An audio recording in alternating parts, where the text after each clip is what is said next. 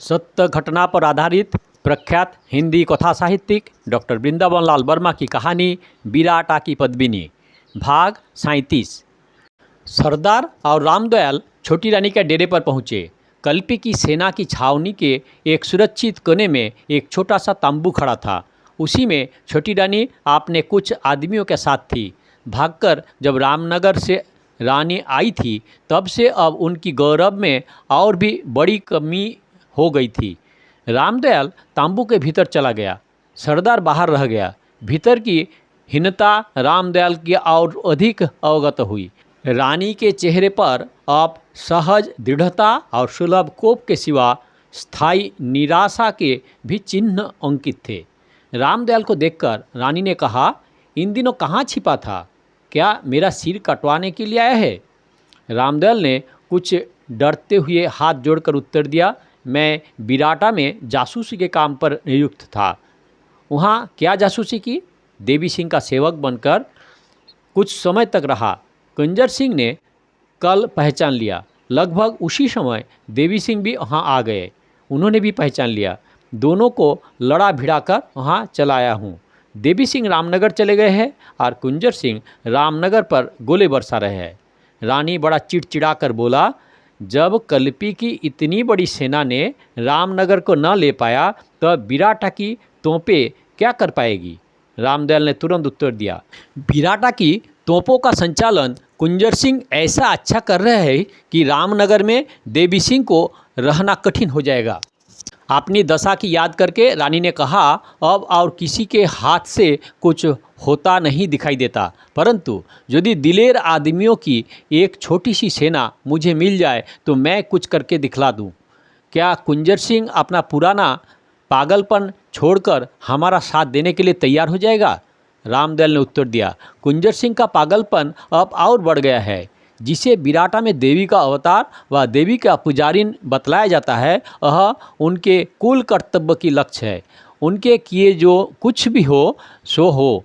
नवाब की एक बड़ी सेना शीघ्र ही वहाँ आने वाली है।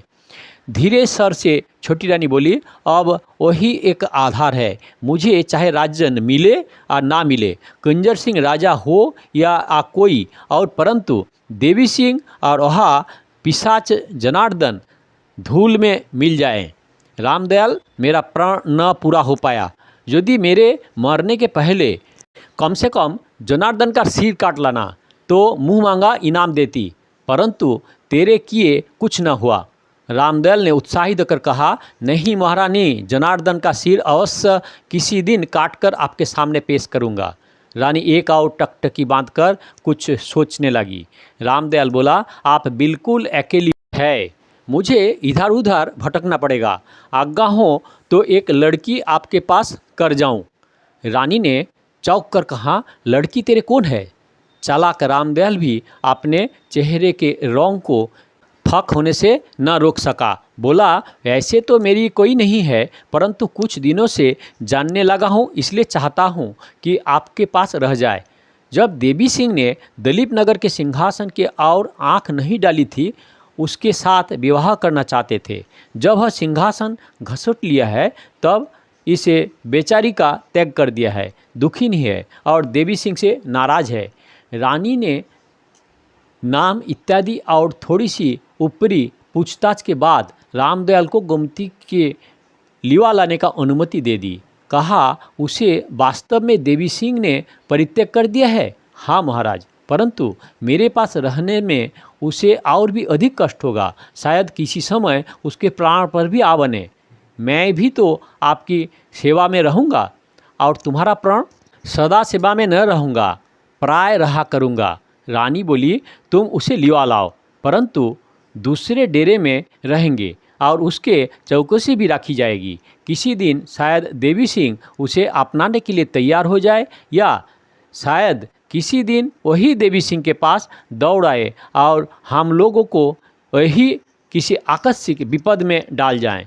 रामदयाल ने कहा, मेरे सामने ही देवी सिंह ने उस स्त्री का घोर अपमान किया है। वह अचेत होकर गिर पड़ी थी। देवी सिंह ने उससे कहा था कि मैं तो तुम्हें पहचानता नहीं हूँ। रानी बोली, तू उसे ले आ, आजकल और कोई साथ में नहीं है। उसके साथ कुछ मन बहलेगा। रामदयाल वहाँ कुछ समय ठहर कर चला गया। सरदार से कहता गया, अब हम सब लोगों की मुरादें पूरी होगी। वह बोला, इंशाअल्लाह। रामदयाल बिराटा के ऊपर वाले जंगल और भरोकों में होकर इधर उधर फेंके हुए भांडेर सैन्यदल की आंख बचाता हुआ अंधेरे में बिराटा पहुंचा। बिराटा के सिपाही उसे पहचान लगे थे, इसलिए प्रवेश करने में दिक्कत नहीं हुई। सीधा कुंजर सिंह के पास पहुंचा। बोला, मैं गोमती के ठहरने का उचित प्रबंध कराया हूँ। वहाँ जाने की अभिलाषा रखती हो तो मैं न रुकूंगा। कुंजर ने कहा। रामदयाल जरा चकित होकर बोला, उस दिन आप ही ने कहा था कि इन लोगों के ठहरने का प्रबंध कहीं बाहर कर देना चाहिए, सो मैंने कर दिया। अब यदि दूसरी मर्जी हो तो मुझे कहना ही क्या है। कुंजर सिंह ने झुल्ला कर कहा, अच्छा अच्छा, ले जाओ उसे जहां वह जाने चाहे, और कोई साथ नहीं जाएगा। कहाँ ले जाओगे? रामदयाल इस प्रश्न के लिए तैयार था। बोला, यहाँ से लेचरा थोड़ी दूर है, वहाँ एक ठाकुर रहते हैं, उनके वहाँ प्रबंध कर दिया है। मैंने तो सबके लिए ठीक ठाक कर लिया है। यदि सब लोग वहीं चले तो बहुत अच्छा होगा। सब लोग नहीं जाएगा, पहले ही बतला चुका हूँ, और यदि इन लोगों की इच्छा होगी तो मैं साथ पहुँचाने चलूँगा। कुंजर सिंह ने कहा। फिर एक क्षण ठहर कर बोला, यदि अकेली गोमती जाएगी तो मैं भी साथ चलूँगा। रामदयाल ने आहत निर्देशिता के सर से कहा, मैं मार्ग बतलाते देता हूँ, ठाकुर का नाम प्रकट किया देता हूँ। आप किसी को साथ लेकर गोमती को या तो जाना चाहे उसे लिया जाइए। यदि मेरे बात में कोई फर्क निकले तो जो जी चाहे सो कर डालिएगा। इस पर कुंजर सिंह रामदयाल को लेकर खोह पर गया। कुंजर ने रामदयाल के आने का कारण बतलाया। जरा विचलित सर से कुमुद ने कहा, आप यदि जाना चाहे तो इस संकटमय स्थान से चले जाएं, मैं पहुंचाने के लिए चलूँगा। कुमुद ने दृढ़ता परंतु कोमलता के साथ उत्तर दिया, बिराटा के योद्धाओं की सफलता के लिए मैं वहीं रहकर दुर्गा से प्रार्थना करूंगी। गोमती को अवश्य बाहर भेजना चाहिए। उस दिन से वह थोड़ी अस्वस्थ रहती है। गोमती की इच्छा जानने के लिए कुंजर ने उसकी ओर दृष्टिपात किया। गोमती ने कुमुद की ओर देखकर कहा, मुझे मृत्यु का कोई भय नहीं है, प्राणों के बनाए रखने की कोई कामना नहीं है। कहीं भी रहूं सर्वत्र समान है। यदि बहन का पास ही रहकर मेरा प्राणांत होता तो सब बात बन जाती। फिर जरा नीचा सिर करके बोला, परंतु अभी मरना नहीं चाहती हूँ। कुमुद ने उसकी ओर स्नेह की दृष्टि से देखा। एक क्षण बाद गोमती बोली, ऐसी भली छत्रछाया छोड़कर कहीं भी जाना पागलपन है, परंतु यहाँ और अधिक ठहरने से मैं सचमुच वाबली हो जाऊंगी। मंदिर में अब घुसा नहीं जाता। खोह में पड़े रहने से अनमनापन बढ़ता जाता है, इसीलिए रामदयाल के साथ जहाँ ठीक होगा वहीं चलूँगी। केवल एक विनती है। दयार्द्र होकर कुमुद ने प्रश्न किया, वह क्या है बहन? उस लड़की का गला रूंध गया। बोली, केवल यह कि मुझसे जो कुछ भी अपराध हुआ हो वह क्षमा की जाए। कुमुद ने उसे कंधे से लगा लिया। इसके बाद कुमुद ने कुंजर से कहा, आप इस किले की रक्षा कर रहे हैं, कैसे कहूँ कि आप इस बेचारी को सुरक्षित स्थान तक पहुँचावाइए। मैं अवश्य जाऊँगा और दुर्गा की कृपा से अभी लौटूंगा। कुंजर सिंह ने उत्तर दिया। रामदयाल अभी तक चुपचाप था। उसने प्रस्ताव किया, इन्हें पुरुष का वेश धारण करके चलना चाहिए। इस प्रस्ताव को कुंजर सिंह और गोमती दोनों ने स्वीकृत किया। कुंजर सिंह गोमती को लेकर गढ़ के उत्तर की ओर जाने की सुविधा में था। वह सोचता जाता था कि रामदयाल के ऊपर अविश्वास करने का कोई कारण नहीं है, परंतु कुमुद ने कहा था कि साथ जाओ, इसीलिए जा रहा हूँ। निर्दिष्ट स्थान पर पहुंचाकर लौटने में समय लगेगा, और इस बीच में गढ़ की समस्या कुछ उलट पुलट गई तो क्या होगा? इस बात उसके मन में गड़ रही थी। उसी समय सफदर सिंह मिला। कुंजर से उसने पूछा, कहाँ जा रहे हो? उसने उत्तर दिया, वह एक निरीह स्त्री गढ़ से बाहर जाना चाहती है, लेकर पहुँचाने जाता हूँ। सफदर सिंह बोला, लौटने में बहुत देर लग जाएगी, तब तक अगर हाँ आपकी ज़रूरत पड़ गई तो क्या होगा? साथ में यह आदमी तो है, दो के जाने का क्या ज़रूरत है? इस स्त्री से आपका कोई नाता है? कुंजर ने झिझक के साथ उत्तर दिया, कोई भी नाता नहीं है। कहाँ गया था इसीलिए जा रहा हूँ।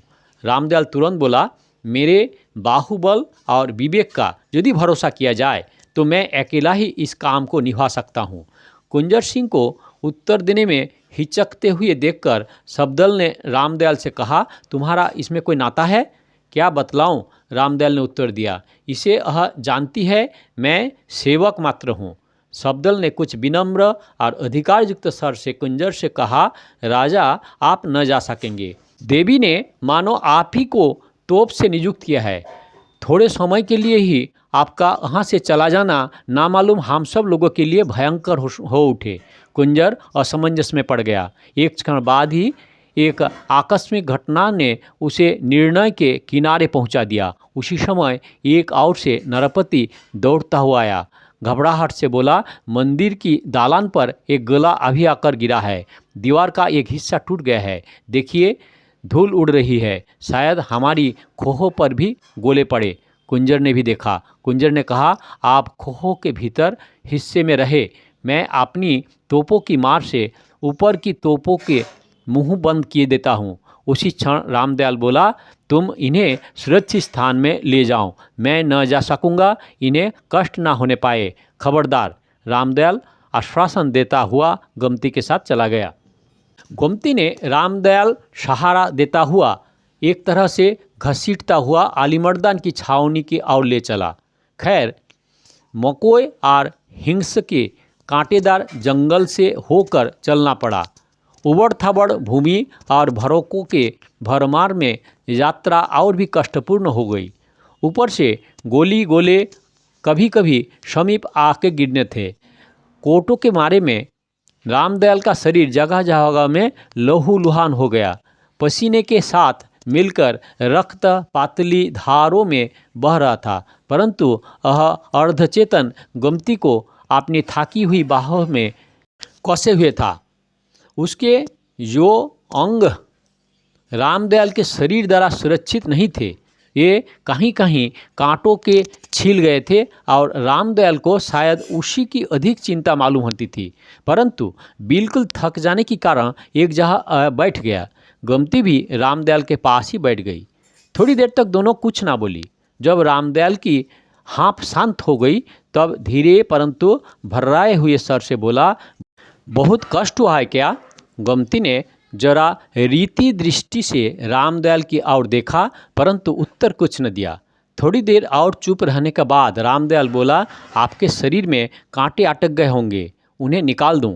गोमती ने कहा, कहीं इधर उधर पैरों में भले हों, उन्हें ठिकाने पर पहुंचकर निकाल लूँगी, अभी रहने दो। रामदयाल को अपने कांटे भी काफ़ी कसक रहे थे। गोमती ने न पूछने पर भी उसने कहा, मेरे शरीर को तो कांटों ने छलनी कर दिया है। मैं नहीं जानता था कि इस मार्ग से इतना बुरा जंगल मिलेगा। और अपने लहूलुहान हाथों को गोमती के सामने करके देखने लगा। गोमती ने भी देखा। रामदयाल ने कहा, अगर कुंजर सिंह आते तो हाँ, हम लोगों की क्या सहायता कर सकते थे? कांटों में फंसकर मुझे ही बुरा भला कहते। खैर, उसे भी सह लेता, क्योंकि कुछ उनके लिए तो मैं सब कर नहीं रहा हूँ। गोमती बोली, मैं अब पैदल चलूँगी। जैसे तुम इतना कष्ट भोग सकते हो, मैं भी भोग लूँगी। रामदयाल ने एक आह भरकर कहा, मैं कांटा कांकड़ों में घिसटना कैसे देखूँगा? तुम भी तो थक गए हो। थक तो अवश्य गया हूँ, परंतु अभी मरा तो नहीं हूँ। गोमती थोड़ी देर चुप रहकर बोला, थोड़ी दूर चलकर देख लूँ, यदि चलने न बना तो सहारा ले लूँगी। उसने आग्रह के साथ गोमती का हाथ पकड़कर कहा, मेरे गठीले शरीर को देखो, इस बहते हुए रक्त को देखो, पैरों की उंगलियां ठोकरों से फट गई है, उन्हें भी देख लो, और मालूम हो जाएगा कि पैदल चलना कितनी आफत का काम है। गोमती रामदयाल के हाथ में हाथ दिए रहा, पर उसने यह सब कुछ नहीं देखा। रामदयाल ने एकाएक गोमती का यह हाथ झटक कर अपने हृदय पर चिपका कर रख लिया और असाधारण आवेश के साथ बोला, और मेरे घायल हृदय को देखो। गोमती अपने हाथ को रामदयाल की छाती पर कुछ क्षण रखे हुए और फिर उसने खींच लिया। रामदयाल ने उसे आग्रह के स्वर से कहा, देखोगी? गोमती ने कोई उत्तर नहीं दिया। रामदयाल कहता गया, मैं पापी हूँ, नीच हूँ, बुरा हूँ और सभी कुछ हूँ। मेरे राजा ने जैसा कुछ मुझे बनाया मैं सब हूँ, परंतु तुम्हारे लिए मैं कुछ और हूँ। आवेश के अतिरिक्त मैं एक क्षण के लिए रुद्ध हो गया था, परंतु आपने ऊपर शीघ्र अधिकार स्थापित करके बोला, मेरे लिए केवल दो मार्ग है। एक तो कि तुम्हें किसी सुरक्षित स्थान में पहुंचाकर तुरंत मर जाऊं। खैर, तुम्हारे मुंह की बात सुनकर फिर कुछ कहूँगा। गोमती ने पूछा, कहाँ चलोगे? ऐसे स्थान पर जहाँ तुम्हें किसी तरह का कष्ट ना हो सकेगा। मैं लौट न जाऊं? गोमती ने क्षीण स्वर से प्रस्ताव किया। रामदयाल ने कहा, उस कंकरीली भूमि पर बैठे बैठे कष्ट होने की लगा होगा, वहाँ मत बैठो। गोमती बोली, अच्छा, जहाँ चलना हो चलो, भाग्य में जो कुछ होगी देखूंगी। खड़ी हो गई। रामदयाल उसका हाथ पकड़कर चलने लगा। थोड़ी दूर चलकर वह फिसल कर गिर पड़ी।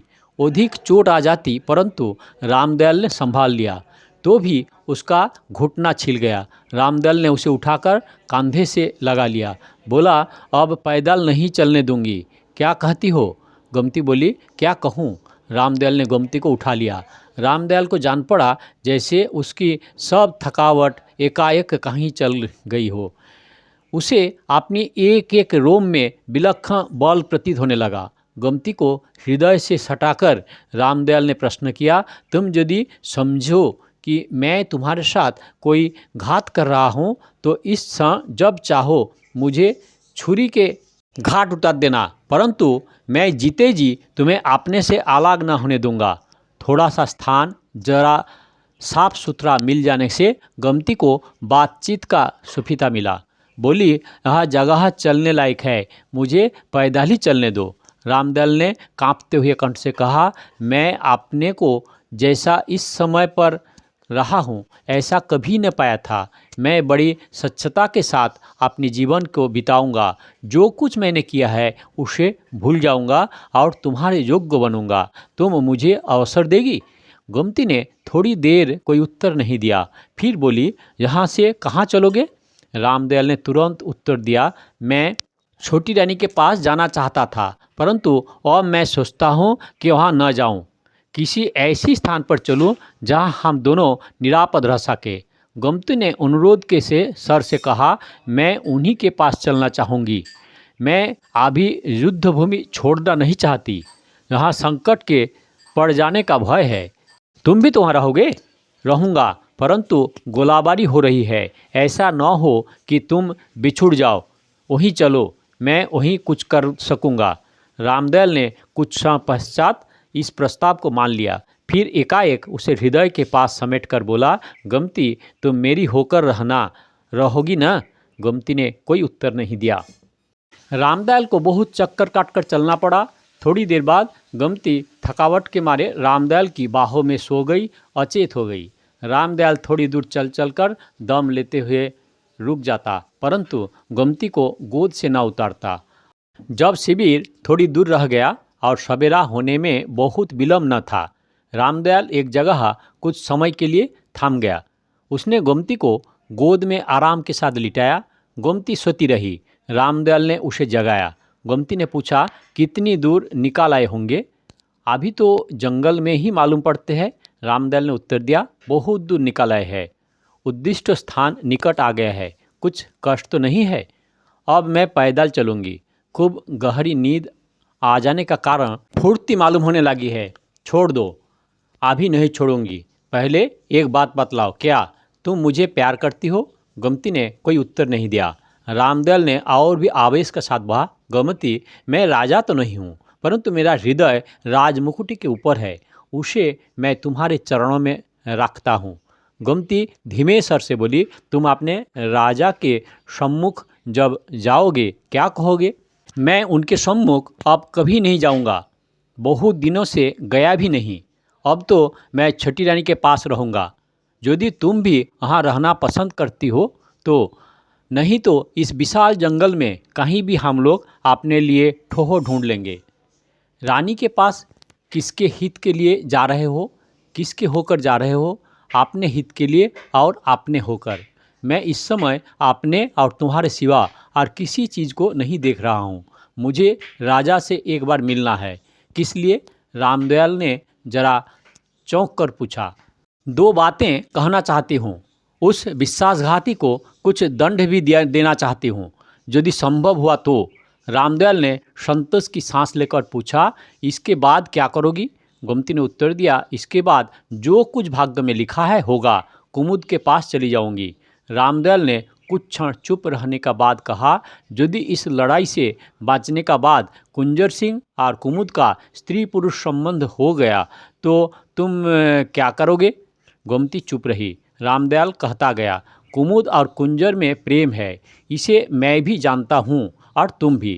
प्रेम का जो आवश्यक परिणाम है वह भी होकर रहेगा, यानी ये दोनों अपना एक कुटुंब बनाएंगे। क्या हम लोग ऐसा नहीं कर सकते? तुम्हारा शायद यह ख्याल है कि मैं तो केवल एक नौकर मात्र हूँ। मैं पूछता हूँ, हृदय में क्या कोई भेद होता है? और फिर मेरे पास संपत्ति भी काफ़ी होगी, इसमें संदेह नहीं कि तुम महारानी न कहला सकोगी, परंतु तुम सदा मेरी रानी होकर रहोगी, इसमें भी कोई संदेह नहीं। राजा ने जैसा बर्ताव तुम्हारे साथ किया है उसमें क्या तुम आशा करती हो कि यह तुम्हें अब ग्रहण कर लेगी? तुमने उन्हें दंड देने के विषय में जो प्रस्ताव किया है वह महज आपने की धोखा देना है। तुम उन्हें कोई दंड न दे सकोगी। जिस समय उनके सामने जाकर उन्हें कोई उल्टी सीधी सुनाओ तो उस समय वह तुम्हारा और अधिक अपमान करेगी। हाँ, मैं दंड भी दे सकता हूँ, परंतु तुम कहो तो। गोमती ने कहा, कुमुद जैसी स्त्री अब कभी न मिलेगी। और एक लंबी आह खींची।